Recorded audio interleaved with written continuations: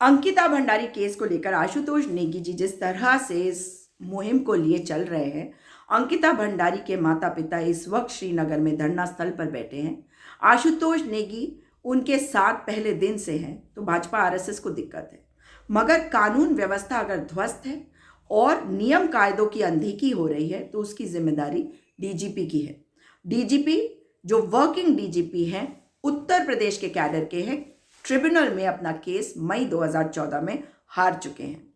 मगर आज कानून व्यवस्था अगर उनके हाथ में है तो ये सवाल किया जाना चाहिए कि मुख्यमंत्री जी, क्या आपको दिखाई नहीं दे रहा? क्या इस तरह से किसी को उठा के आप आवाज दबा पाएंगे? क्या अंकिता भंडारी केस को आप सोच रहे हैं कि खत्म कर पाएंगे? नहीं खत्म कर पाएंगे। जब अति हो जाती है तो जनता आप पर भी अति ही करती है, सवालों की अति और कार्रवाई करवाने की अति। और आप जब तक ये कार्रवाई नहीं करवाएंगे, आपसे सवाल किए जाएंगे। यही लोकतंत्र में होना भी चाहिए। लेकिन अगर डीजीपी अभिनव कुमार को आप लेकर आए हैं तो वो केवल ये बताता है कि उत्तराखंड में आईपीएस कैडर का कोई अपना व्यक्ति नहीं है।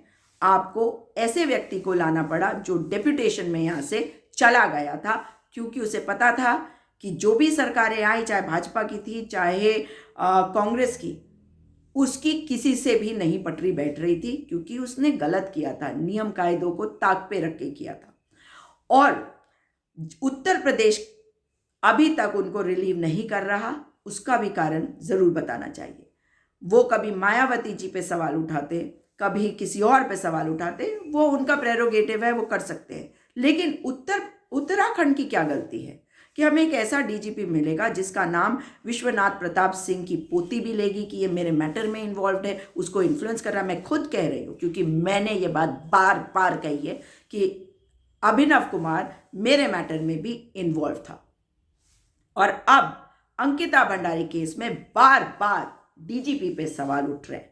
तो मुख्यमंत्री जी, आप कब तक चुप रहेंगे? आशुतोष नेगी अब जो जुडिशियल कस्टडी में भेजे गए हैं, तो ये आपकी पुलिस की विफलता है। मगर अगर इनको करने देंगे इस तरह से तो आप विफल ही होते चले जाएंगे। मैं आपको केवल एक सलाह दे रही हूँ, और ये सलाह को आप कैसे लेना चाहते हैं आपके ऊपर है। अच्छी तरह लेंगे तो आप फायदे में रहेंगे। सोचिए कि आप जिस सिस्टम को मजबूत करने की कोशिश कर रहे हैं, वो सिस्टम आपके खिलाफ हो रहा है, क्योंकि कार्यवाही गलत तरीके से नियम विरुद्ध हो रही है उस राज्य में जहां लोग शांत तो रहते हैं, लेकिन जब अपनी पे आ जाते हैं तो ऐसा आंदोलन कर देते हैं कि उत्तर प्रदेश से अलग होके उत्तराखंड भी बन जाता है।